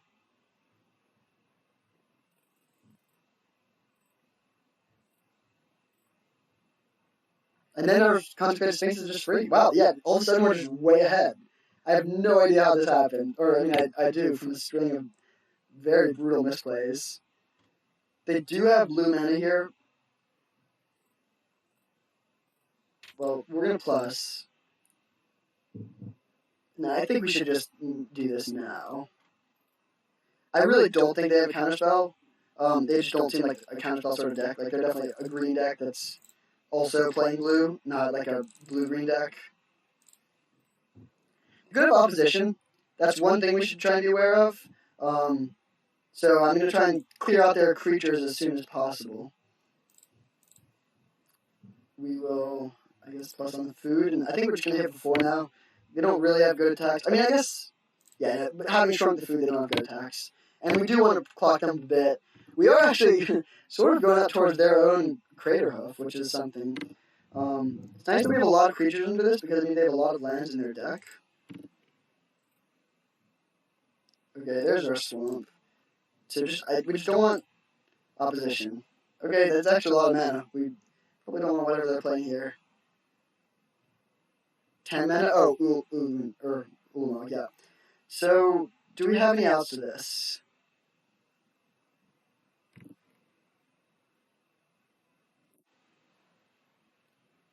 Real bummer that we don't have that treachery anymore.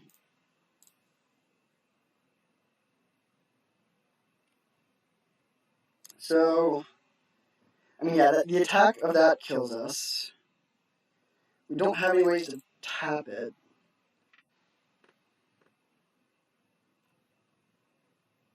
We can't kill them with Massacre, unfortunately.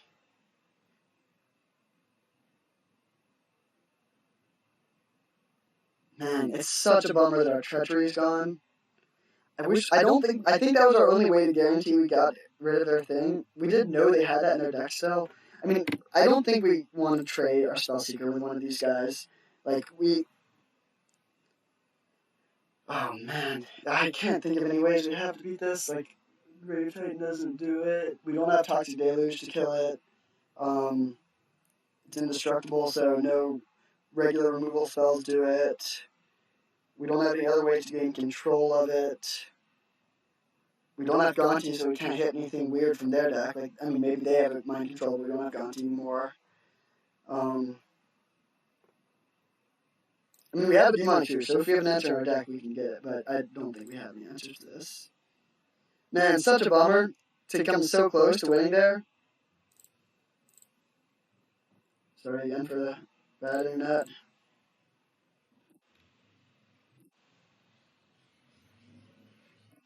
Don't have, like, Time Walk to somehow take extra turns and win that way. And they have exactly 10 mana, too. If we could have been able to take them off of any mana, we could have done something. So, let's see. Oh, I mean, we could Jace bounce. That's not exactly winning line, because I'll get another trigger. See, if we Jace bounce, we have not much mana left over, and we unfortunately don't have any ways to take it out of their hand. We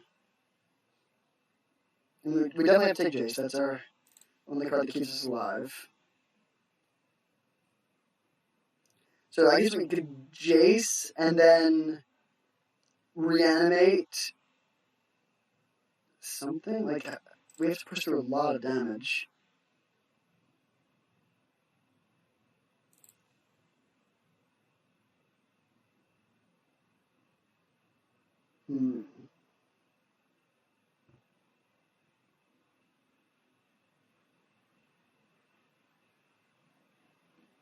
Man, if this Inquisition was a Thoughtseize, all of a sudden we just win. Like, it's just a phenomenal position. We don't have any way to make them discard, though.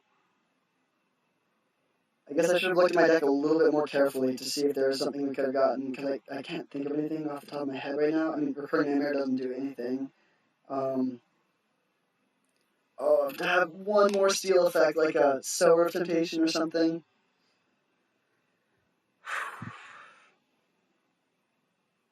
I mean, I guess we could hope that they don't have more mana. Like, oh wait, they have tons. 1, 2, 3, 4, 5, 6, 7, 8, 9, 10, 11, 12. So, Massacre Worm would do it, but we can't cast Massacre Worm because we don't have enough black mana. Classic. A Dark Ritual would actually be good. If we had Dark Ritual and they didn't draw land, we could win here. Because we could kill 2 of their mana guys and they would have 9 mana. And bounce the thing, and we would have enough mana for all that. But that would require 10 mana, and we only have 7 right now. So actually, even... yeah, that wouldn't actually work either way.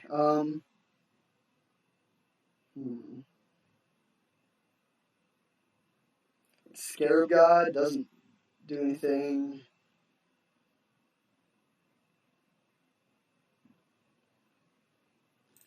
I guess I'm just going to flashback this Demonic Tutor and hope there's something else I'm not thinking of. Like, oh, Mana Leak. Nice. Okay, we could win this. We could win this. So they have 1, 2, 3, 4, 5, 6, 1, 2, 3, 4, 5, 6, 7, 8, 9, 10, 11, 12. So if they don't draw land, or if they just don't play the land pre-combat, because I wouldn't put, or pre-casting, which I wouldn't put anything by them at this point. So we can take that. We make sure we have enough mana to do this. So we can use the Wall of Root's last counter on their next turn. We bounce the Ulamog. Then we go to discard and we have plenty of bad cards to pitch. And if they don't have a land, then we can mana leak the Ulamog, and then we have a lot of good stuff in our hand, so we can take over with what we have in our hand. Like, oh yeah, we just Scarab God their Ulamog. So just please cast this. Yes, yes, yes. Yes, yes. Oh my gosh, if we would, this would be such an unbelievable game if we won it. Oh wait, what did they? Oh, that's so sad. So sad.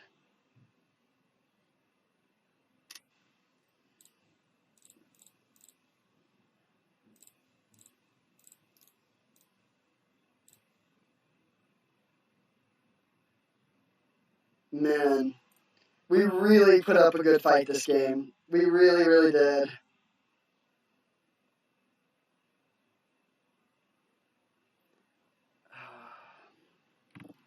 Yeah, that killed us. Who knew that drawing a land there would be so brutal? I mean, we can't reanimate their Oko to turn that into an elk. Glenlandra doesn't do it. The attack step killed us. We can't.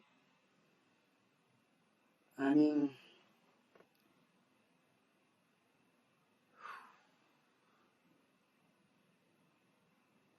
I was thinking, like, we could maybe try and Scarab God in our own upkeep to make enough zombies to kill them, and like if we had a bunch like a Grave Titan going, then that could have worked. But we don't have that.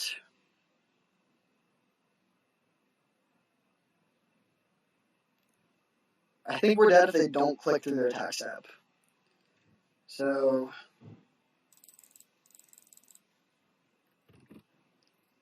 yeah, they have 9 card left in deck too. Pressuring them in multiple ways.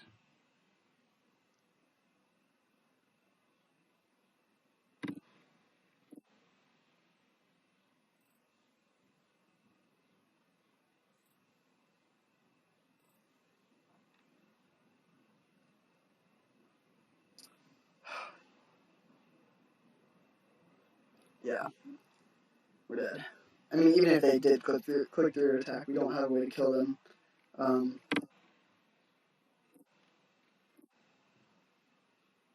So brutal that they drew the land that turn. Alright, well, we lost. I mean, we should have lost that game a long time ago. I mean, remember they played turn 2 Oko and we almost scooped to it. Like, tough. We really put ourselves in a position to win in a game that we had absolutely no business winning. So I think I'm pretty happy about that. I'm definitely gonna watch that replay and see if there's any place where we could have made another step. Like we were just a little. Oh yeah, also the black mana thing. If we had a little bit more black mana, like much earlier, we could have won that game. I think. That is gonna really bug me.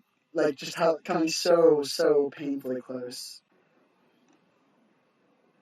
All right, back in the queue. We got paired with our opponent, so hopefully we can get that 2-for-1 or 2-and-1. Again, brutal match there. If they hadn't drawn the land, that would have been such a legendary comeback with a mana leak on the Ulamog. But oh well. Best we can do now is, well, I mean, I will go back and watch that replay, so it's not like we should only move on. But in the short run, we should definitely just move on and win this game against Zooks. So this hand is good. Like turn 2 mana leak is great. Jace is great. We definitely do not want to draw swamps. Like an island would be a great draw, swamp would be horrendous. So we're gonna fetch out a swamp. And again, be sad that we don't have a blue-black duel. Ooh. Okay, I think this is going to play out quite differently than our last match. So, we grab our swamp. Really hope to draw an island or a cheap interactive spell. Worst draw on the deck, so there's that.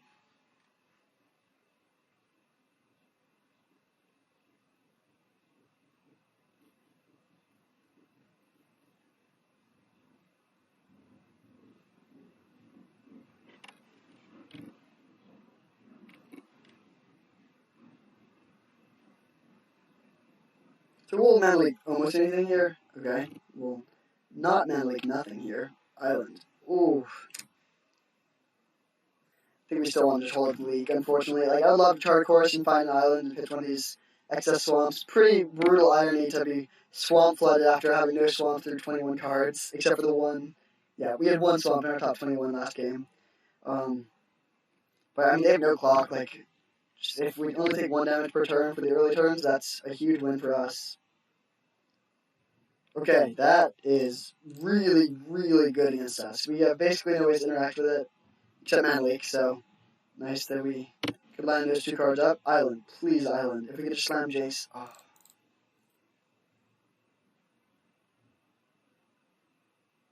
Are you kidding me?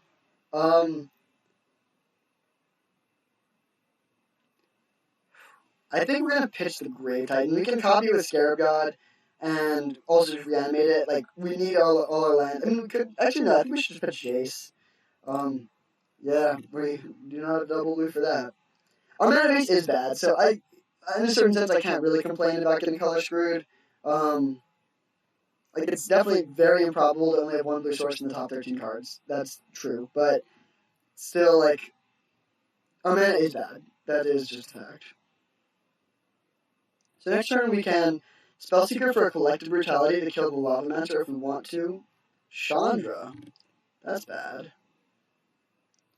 Okay, given that, I think we want to... Oh, man, Signet. Was not expecting a Signet from their deck. I think we're going to want to Spellseeker, find a Demonic Tutor, and then find Demonic Tutor for Swift End. We could just... Maybe we should actually just Inquisition plus Treasure Cruise. Actually, I think I do sort of like that line. We can still take this out before it ultimates, and... Oh, well, that's unfortunate. So we'll Treasure Cruise now and really hope to draw a blue source. I mean, I guess we don't even have any double blue cards, but it's just good to have access to your colors. Okay, Treachery is a good one. So, I mean, yeah, Treachery, Grave Titan is a great turn. If they have somehow a way to remove all of that, and then, like, the Chandra is getting pretty scarily close to ultimating, but I think Grave Titan and whatever we Treachery will be pretty good for us. Or, actually, we're definitely going to be just taking their Hell Rider. Although we're taking a big hit here, so we take 3 off of the trigger, assuming they animate the factory, which they will.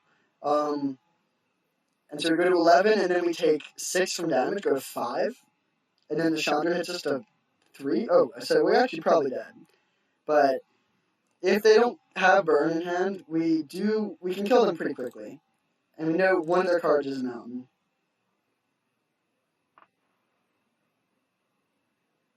And, like, this will clog up the board very effectively. Ooh, okay. I mean, we can also get life gain with the Spellseekers. We have some plays. We definitely have some plays. But we need to get the Grave Titan into play. Treachery can sometimes fix your mana, but it can only... In this situation, it cannot. Like, if we only had 1 black and a bunch of blue, we could fix it that way.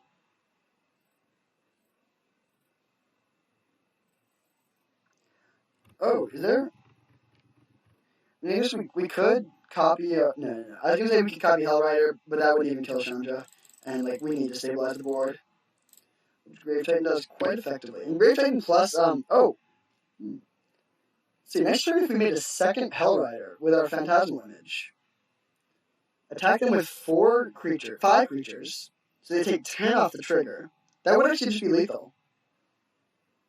I mean, they might have some creatures back to block, and if they block the Grave Titan, that makes it definitely not lethal, but we also do have enough mana to Spellseeker for Brutality, which we can cast with 3 modes, including gaining life, and then Phantasmal Image and do all that. So, we could potentially kill them this turn. I would have Carol Keep. After playing a mountain. Questionable move. Okay, a break can kill our Hell Rider. Which is actually, I mean, that means we can't kill the next turn, but we didn't need to kill the next turn. Fire Ice, that's not... I mean, I guess they can just burn us for 2, but Chandra already does that, so Fire Ice doesn't do anything. Wow, they tapped their blue source, and, like, our opponent is not playing very well. That's the perk of losing. If you lose a round, then you play against people that lost a round. And sometimes you lose because your opponent's deck is sick and they have lots of good stuff, and sometimes you lose because you deserve it.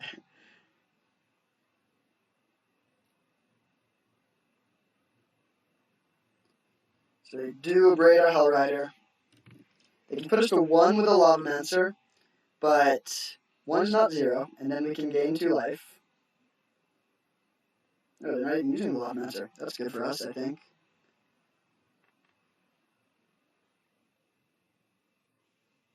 So they pass.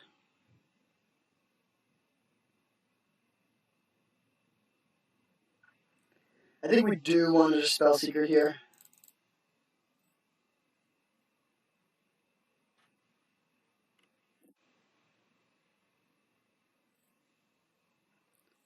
Oh, wait. Hold up. Oh. Okay, no, this is fine. Well, no, it's not really fine. So we can't kill this. Like, we don't have the life to do it, but even if we did, we don't have enough mana to Demonic Tutor and find a way to kill this. So we Brutality this. If they shoot our face, we have a chance. But if they shoot one of our dudes, then we'll have 2 attackers, so they're 2 defenders, and they can ultimate the Chandra, which would almost definitely kill us. We do have a quick claw, so if they just draw lands, maybe we could survive, but we will do this. I think we're just casting with 3 modes and just keeping the Phantasmal Image.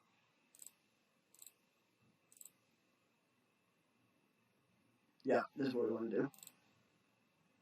Like, we can't kill this, and that doesn't work. They can just block before they end shoot the thing. So, bye-bye cards. They should be able to win this game. Hopefully they shoot us here. Sometimes burn players do get a little bit of a tunnel vision towards the face, but I doubt they will. Oh! Okay. Now they can no longer ultimate the Chandra. Oh, that's not bad. We'll make a lot of tokens here. So, now we're going to send everything at Chandra. She'll take 2, so she can't ultimate. The plus will only hit us down to 1. And then we can make another Grave Titan and probably just kill them. Not next turn. So we're still, we're still probably in a bad position. Just because Chandra will kill us in 2 turns. Oh, they didn't even animate the thing. Okay, that's fine. Chandra goes to 3.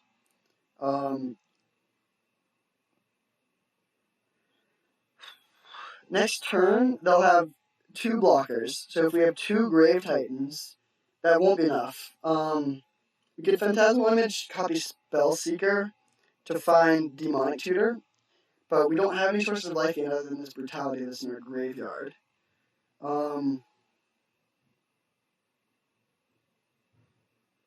These have been really close games. We can't kill the Chandra with our 1 answer to Planeswalkers.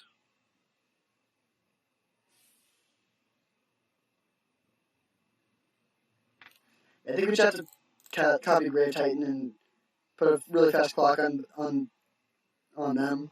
I mean, we can also... Actually, no, we can just kill the Chandra. So, this could be fine. I mean, we can kill Chandra. I want to kill them, but, like, giving them draw steps when we're at 3 is obviously not ideal. So, they take us down to 1. Rabblemaster doesn't do much, although it actually does do some because it gives them another blocker. If they didn't have a Rabblemaster, we would have 6 tokens of 12. Yeah, we'd have 19 damage, so we would be able to kill them, assuming they block 1 of the dudes. So we'll just block with a zombie here.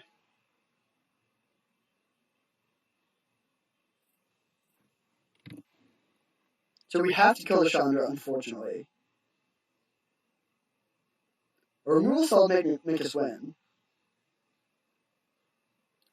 That, my friends, is what I like to call a removal spell. So, Showed Rain. That's sort of fun. I'm going to... there's no real choice here. We definitely just want to take Shriek Maw.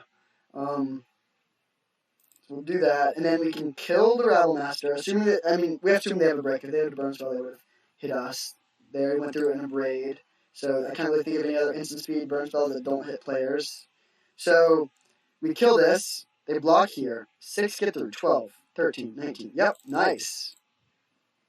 I guess we'll play around Mana Leak. That would be a truly bizarre card for them to be playing, but the 3/2 body doesn't do anything. Nice. All right. Sweet win there. That was a close game. Very close. Ended at 1. They could have won if they had Grimlob entered one of our tokens and saved their Chandra, so one person ended back with a misplay there. We'll take the Necrotal. Ophir Mentor is great against them. Both, like, I mean, it just comes in and immediately makes 2 very relevant bodies. And Rotting Regisaur is also great against them. So, what do we not want?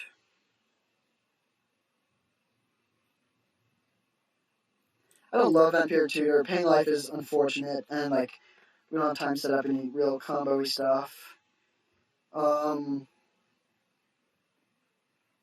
Master Worm is an option, but I don't think it's great. I actually think I'm going to cut Jace. Like, it's usually just going to draw cards and then die, and that's not really what yeah, and also Ashiok. Okay, huge misconception. I see people leave this card in against aggressive decks all the time. Don't. It's just bad. Like, the reason Ashiok is good overall, like, sometimes you'll get a good creature, but the main reason you want Ashiok is to run them out of win conditions, and they're not going to run out of win conditions in Mono Red. Like, you can't mill them. If the game gets to the point where you could play a Planeswalker and stuck and play for like a million turns, you're going to win. I guess the one exception is I almost always Mono Red decks should just ignore this and keep attacking you. And if your opponent is bad enough, they might spend a lot of burn spells on Ashiok, in which case it is good. And our opponent is pretty bad, I think, so maybe Ashiok is good. Actually, sort of, I think actually my opponent might be bad enough that Ashiok is good. Where they'll like, I mean, if it takes up 5 points of damage, that's good. It just should never do that against a good opponent, but I think it might here. So I think we can try this actually, and I'll cut the Treasure Cruise. Like, it's fine, but cards that just draw cards aren't really what we want. Where we want to be. Like, Consecrated Sphinx at least interacts with the board in a pretty meaningful way as a beefy flyer that they can't really kill. But yeah, if you're playing Mono Red, ignore Ashiok. If you're playing against a good Mono Red player, cut Ashiok. Word of the wise. No one ever does that, but they all should. Okay, well, there's that Ashiok. I mean, better than Treasure Cruise, I guess. This hand is bad. I mean, it's good in the dark, but we don't have double black for Gonti. We don't have any interaction. Spellseeker is not a good turn 3 play. I think I'm gonna mulligan this. Like, it's like a playable 7-card hand, but I just think that in this matchup we can do better. Okay, this is very similar. I think we will keep this. Yeah, I mean, this is pretty much the same hand, but I don't want to go to 5.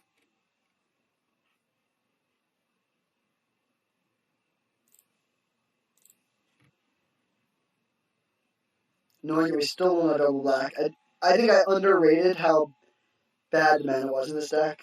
Saw 2 fetch lands and a mana land, and I was like, oh, sick, we have great mana. But it's not really how it works if your fetch lands are really just glorified basics. And, ooh, you definitely should have cut those fetch lands too. We literally cut the 2 things that work well with them, and the point of life is a lot more relevant here, so that's not great. Oh, true. Maybe the worst card.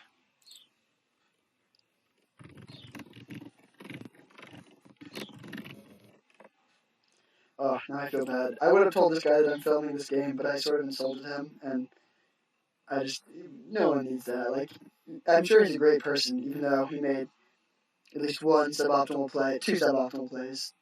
Although they were also not, like, totally egregious. They were not as bad as our opponent last round definitely made worse plays. Well, pretty, oh, actually this is sort of good. We can discard our Consecrated Sphinx. Oh, man. Well, we're definitely going to discard this, and then we can just go next turn Recurring Nightmare, which is bad next turn. But then Gonti immediately put Consecrated Sphinx into play. GTA is not generally good in this matchup, but it could be annoying here, maybe. Like, what they should do, yeah, if they have 2 counters on it, or 4 counters on it from 2 hits, they can just kill the Gonti in response to the trigger, and we won't be able to get our Consecrated Sphinx back. Hopefully they missed that line. Oh, man. Okay. I still think it's correct to put the pitch of the Consecrated Sphinx, even though we might not be able to get it next turn, just because Gonti will hit something from them, and we can get turn 5 Consecrated Sphinx, which is definitely better than turn 6. So, Realm Master here, I assume, yeah. So we take 2. There's a chance they'll use the GTA to pump the figure, which wouldn't be an unreasonable play in general. It won't work out well against our hand, but they might do that. Okay, they did not do that.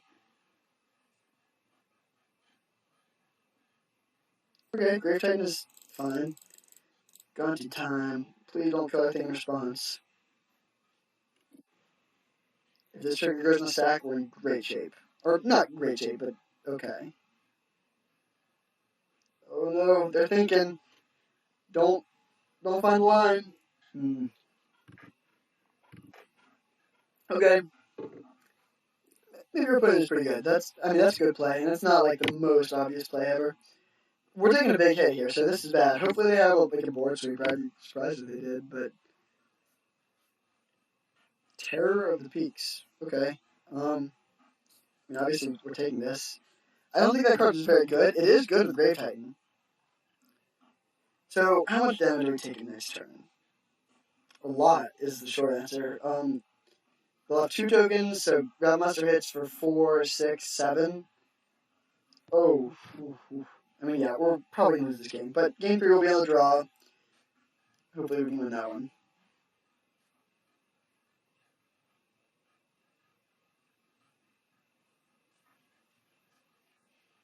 I really wish that we had a Grave Titan in the graveyard instead of a Consecrated Sphinx. Grave Titan would be much, much stronger on turn 5.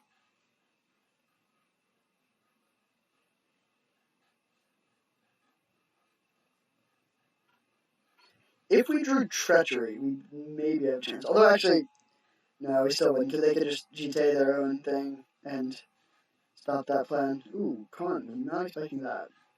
Hopefully a plus.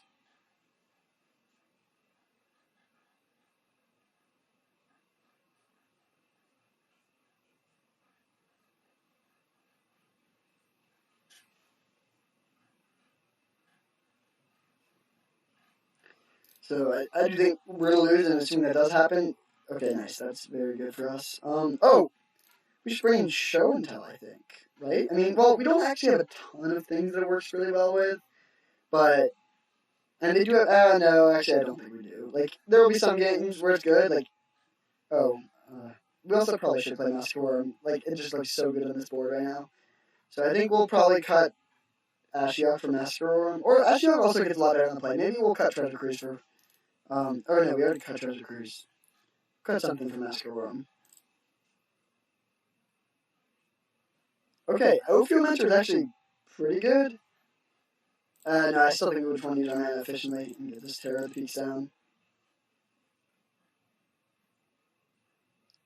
Wait, are we just dead? If we get Consecrated Sphinx, yeah, we are dead. I mean, we can block the thing with the GTA, and yeah, no. Oh well. I mean, I guess we'll wait a bit in case they do something really weird. Like, this doesn't give them any more information because they obviously already see this Consecrated Sphinx that we're getting back. Actually, we're not going to win. I mean, even if we somehow survive this turn, like, they'll still kill us. So I think we're actually going to get back on to look at a little bit more of their deck.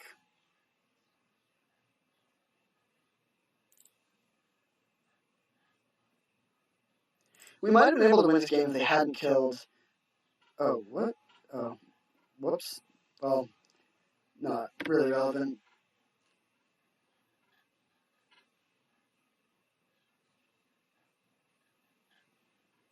So hopefully we can just draw some of our interaction in this game. Like, we had no Mental Leak, no Inquisition, no Shriek Mod, either of our 2 7-card hands. I mean, we could have gone to 5, but, like, I don't know. Maybe we should have.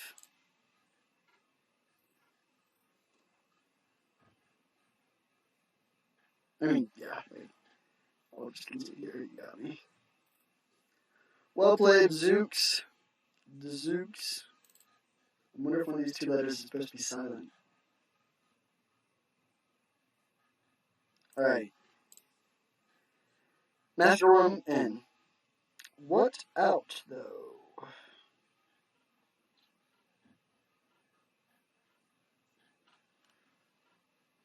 Entomb is sort of hit or miss. We don't have a ton of... I mean, we cut Tutor, and we only have 2 Reanimator spells. But getting early Grave Titan is very, very good. Just for curve purposes, we'll put this where it will usually be. I think I'm just going to cut the Ashiok. It's fine, but like, yeah, no, we'll cut the Ashiok.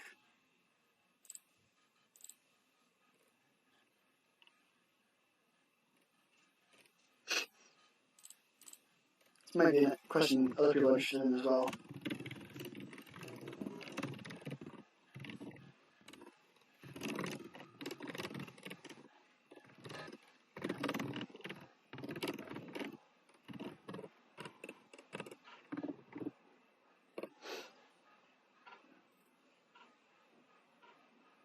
Okay, Collective Brutality is a really, really good card against them. It might whiff if we just look at their hand.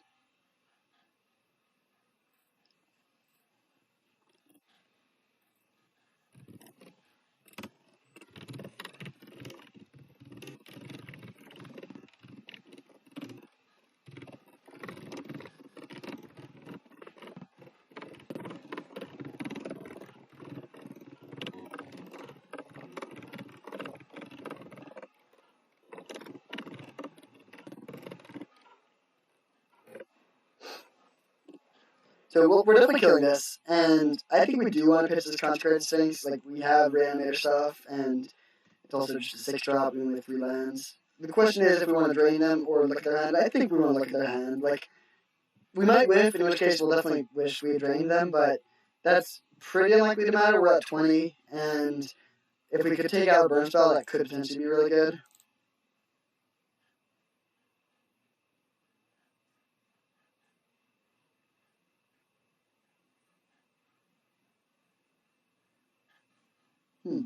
Some argument to that, but we'll do that next turn. I think we want to kill the dude when we can, and also this maximizes our chance of hitting burn spell. So definitely pitching the Sphinx. Hopefully we can draw something that will do that. Nice, we didn't whiff, and they don't have any. Wow, yeah, their hand is fairly weak. I mean, they have some nice lands, but they don't have any plays until turn 4, so that's pretty good.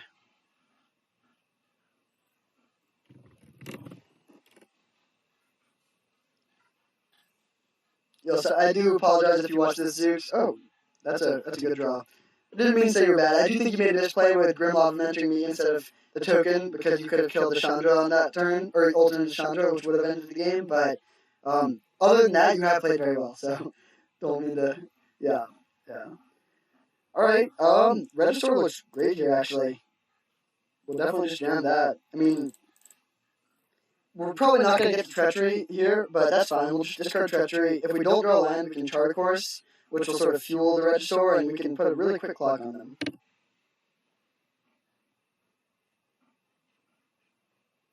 So we know, I mean, they drew 1 card. We know the rest of their hand. So I assume they're just playing Steam Vents Pass. This Regisaur will, oh, whoa, that's interesting. Alright, so we'll discard Treachery. We're pretty far away from that. Hopefully we do draw a land. Nice, yeah, I mean, we'll have to lose the Chart Course now, but that's worth it to get the Grunting play. And we will come on in for 7. We're racing here. They can play Hellrider, which is, I mean, fine. They'll get in some damage, but this can block something then, and if they don't, and they play Flame Tongue instead, that's fine. Like, then we're not really taking much damage. And we'll see. This is funny. Since we're racing them, it is relevant, and then we get something that can sort of burn them. This is close. I don't think Rabble Master is going to be particularly effective. Like, they're going to have some creatures back. Doesn't match up well. I mean, all their creatures have more than 1 toughness, so the tokens will probably die. And Mizzy Mortars can potentially push through 7 damage if they leave 1 guy back to block. So, I mean, they know we're going to discard our last card, so they might not play around us having a removal spell. So yeah, hopefully, we'll see. I'll be interested to see which one they go with. Probably Flame Tongue, yeah. So, Flame Tongue Kavu this. Hopefully they attack us with the Swift Spear, and then we can Mizzy Mortars their... Yeah, this is good. So we're only taking 1 here. We can kill this, hit them down to 4, and then they're in chump block mode for the rest of the game. Obviously, we can't have a hand for the rest of the game also, but that's not the end of the world. Oh, that's good. So I think we're just going to attack for 7 now. They can chump or not. If they don't chump, we can just get that Consecrated Sphinx, and that will win in the air. Okay, yeah, this is fine. So, obviously great draw. Like, I think our opponent probably was smart not to block there. Like, you really don't want to be throwing away your resources in mono red, but it's not going to work out well for them since now we have a 4-power flyer. And let's see, they'll attack for... Yeah, they definitely can't kill us. Like, if they cast the Hell Rider, they don't have any mana left over. So, yeah, this should put it away and secure the 2-1. Not very inspiring, but again, that... Man, I sort of forgot about that second match until just now, and now I'm upset again. I'm not actually upset, like, it's fine. Got trophies in my last 2 leagues. Like, hopefully I can get one in the next one, whenever that is, but that was a pretty brutal match. Like, really, really felt close. Like, yeah. That's how it goes sometimes. We're not going to block this in case they drew Burn Spell. I mean, yeah, they can't fold Shinobi or do any sort of weird stuff that would kill us here, so we'll go to 14 and... I mean, yeah, no, I can't think of any cards that would do it here. I mean, oh, they could draw Fire and Ice, actually. That would be decent. Tap down our Sphinx. I mean, we'll draw a lot of cards then, but it will give them some outs. Like, a big Hell Rider could be problematic here. Oh. Okay, that was not the best play. Yeah, I mean, Fire and Ice was the card you were hoping to draw towards, I think. But, yeah. I do think we were probably going to win that game. Like, we had a great draw. Red Shore was great against them. I will send this person the link.